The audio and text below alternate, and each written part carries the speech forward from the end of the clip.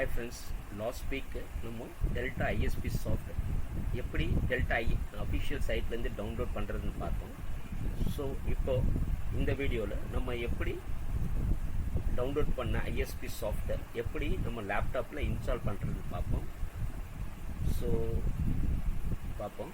எல்லாம் டவுன்லோட் பண்ணது இது பார்த்திங்கன்னா டவுன்லோட் ஃபோல்டரில் இருக்கும். ஸோ ஐ திங்க் எல்லாருக்கும் டவுன்லோட் ஃபோல்டரில் தான் இருக்கும். ஸோ இப்போ டவுன்லோட் பண்ண பார்த்தீங்கன்னா அந்த டெல்டா ஐஎஸ்பி சாஃப்ட் வெர்ஷன் 3.24 இருக்குது. இதை எல்லோரும் காப்பி பண்ணி எய்தர் உங்களுக்கு இ டிரைவ் இருந்தால் இ டிரைவ், டி டிரைவ் இருந்தால் டி டிரைவ், அதில் காப்பி பண்ணி இதுக்குன்னு ஒரு ஃபோல்டரை க்ரியேட் பண்ணிவிடுங்க. டெல்டா ஐஎஸ்பி சாஃப்ட்னு ஃபோல்டர் போட்டுருங்க. ஐஎஸ்பி சாஃப்ட் அப்படின்னு ஒரு ஃபோல்டர் போட்டுருங்க. போட்டுட்டு இந்த ஃபோல்டரை கிளிக் பண்ணி பேஸ்ட் பண்ணிடுங்க.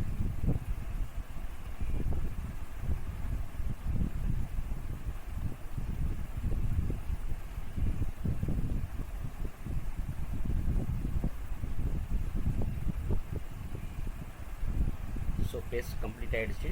ஒன்ஸ் கம்ப்ளீட் ஆகி முடிஞ்ச பிறகு இது வந்து ஜிப் ஃபைல் இருக்குது, அதுலேருந்து நம்ம இன்ஸ்டால் பண்ண முடியாது. ஸோ என்ன பண்ணணும் அப்படின்னா அதை வந்து நம்ம வந்து எக்ஸ்ட்ராக்ட் பண்ணணும். ஸோ எக்ஸ்ட்ராக்ட் டு அப்படின்னு இருக்கும். வின்சிப் இருந்துன்னா வின்சிப் லோட் பண்ணிங்க, வின்ரேர் இருந்தால் வின்ரேர் போட்டுட்டு எக்ஸ்ட்ராக்ட் அப்படின்னு போட்டிங்கன்னா எக்ஸ்ட்ராக்ட் ஆகிடும். இந்த பர்டிகுலர் ஃபோல்டர்லேயே நமக்கு வந்து அந்த ஃபைல் வந்து எக்ஸ்ட்ராக்ட் ஆகிடும்.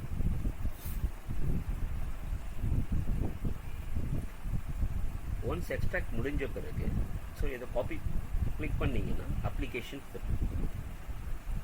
So ISP soft 24. ஸோ இதை கிளிக் பண்ணுங்கள்.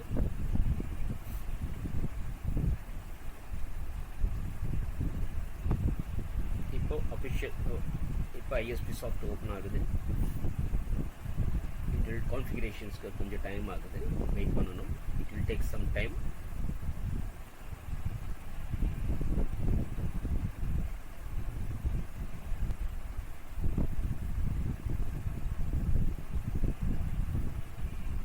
பார்த்தீங்கன்னா இன்ஸ்டாலேஷன் ஸ்டார்ட் ஆகிடுச்சு.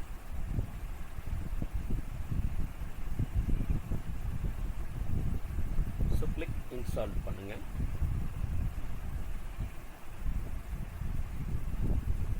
ஸோ இது ப்ரீவியஸில் இஷ்யூஸ் என்ன வந்து நெட் கட் பண்ணியிருந்தால் ஐஎஸ்பி சாஃப்ட்வேர் டவுன்லோட் ஆக மாட்டேங்குது. அதனால் ப்ளீஸ் இன்ஷூர் நெட் வந்து ஆனில் இருக்கிற மாதிரி இன்ஷூர் பண்ணிக்கோங்க. ஓகேங்களா? Now welcome to the installation. இப்போது நெக்ஸ்ட் கிளிக் பண்ணுங்கள். I accept the terms and agreement அதை கிளிக் பண்ணி நெக்ஸ்ட் கிளிக் பண்ணுங்கள்.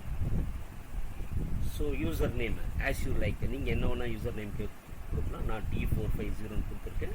எனி ஆர்கனைசேஷன் நேம் நீங்கள் கொடுக்கலாம். இல்லை நீங்கள் செல்ஃப் யூசர் அப்படின்னா செல்ஃப் யூசர் அப்படின்னு சொல்லி கொடுக்கலாம். ஓகேங்களா? கொடுத்துட்டு எல்லாருமே பார்க்கணுமா இந்த இன்ஸ்டால் த அப்ளிகேஷன்? இல்லை நீங்கள் ஒன்று always you put any one can see இது போட்டு நெக்ஸ்ட் கொடுங்க. நெக்ஸ்ட் கொடுத்துட்டு இன்ஸ்டால் கொடுங்க. So now it start install ஆகுது.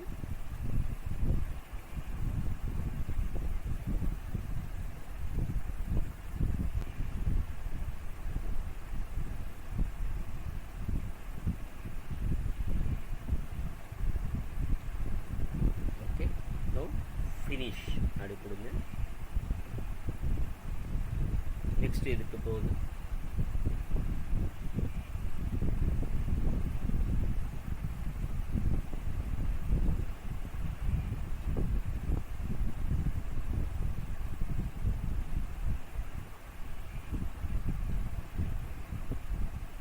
ஸோ வேறு யாருனாவது ஓல்டு ஹார்ட்வேர் கான்ஃபிகரேஷன் இன்ஸ்டால் பண்ணியிருந்தீங்கன்னா அதை ரீப்ளேஸ் பண்ணவா கேட்குது. அதையும் எஸ் கொடுத்துருங்க. சப்போஸ் இப்போ நீங்கள் தான் ஃப்ரெஷ்ஷாக பண்ணுறீங்கன்னா இந்த இஷ்யூஸ் வராது உங்களுக்கு.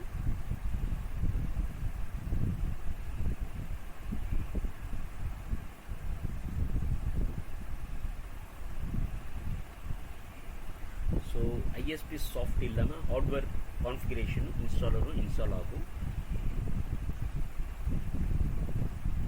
ஓகே கொடுங்க, இன்ஸ்டால் பண்ணுங்கள். நியூ ஹார்ட்வேர் கான்ஃபிகரேஷன் இன்ஸ்டால் ஆகுது.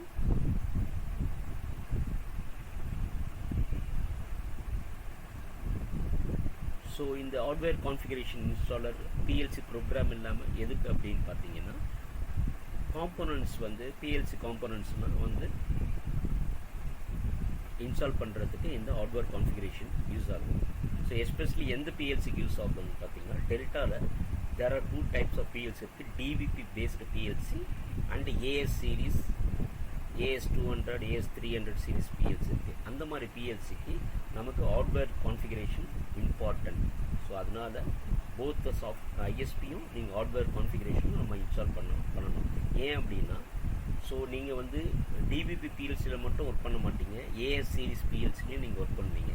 அதனால் நீங்கள் ரெண்டுத்தையும் இன்ஸ்டால் பண்ணிடணும். புரிஞ்சுதுங்களா?